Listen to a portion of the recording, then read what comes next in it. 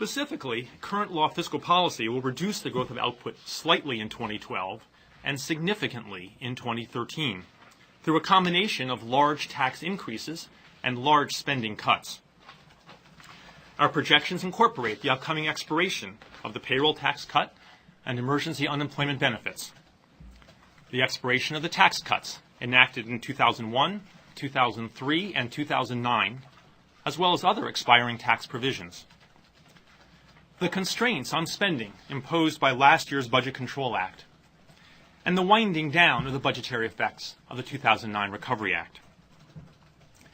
Taken together, those policies will generate a sharp fiscal contraction.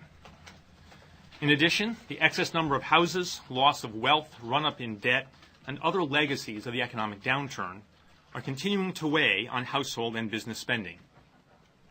As a result, and shown in the slide, CBO projects that real GDP will grow by only 2% this year and only about 1% next year.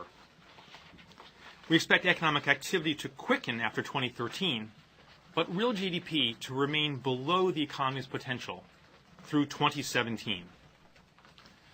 According to our projections, the economy is only about halfway through the cumulative shortfall in output that will result from the recession and its aftermath. The costs associated with that persistent output gap are immense, and they are borne disproportionately by people who lose their jobs, who are displaced from their homes, or who own businesses that fail. In particular, the labor market still has a tremendous amount of slack, mainly as a consequence of continued weakness in the demand for goods and services. In CBO's forecast, the unemployment rate remains above 8% both this year and next. As economic growth picks up after 2013, the unemployment rate will gradually decline. But in our projection, it remains above 7% until 2015, before dropping to 5.25% by the end of the coming decade. While the economy continues to be weak during the next few years, inflation and interest rates will remain low. Let me turn now to our budget projections.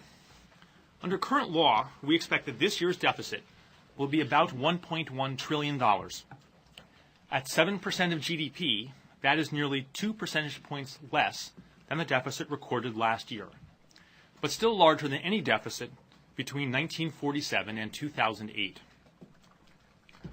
Over the next few years, projected deficits in CBO's baseline narrow sharply, as you can see in the picture, averaging 1.5% of GDP and totaling about $3 trillion between 2013 and 2022. With deficits small relative to the size of the economy, debt held by the public drops a little as a share of GDP in our baseline projections, but remains quite high. Much of the projected decline in the deficit occurs because, under current law, revenues will rise considerably. In particular, between 2012 and 2014, revenues in our baseline shoot up by more than 30% because of the recent or scheduled expiration of various tax provisions and new taxes and other collections that are scheduled to go into effect.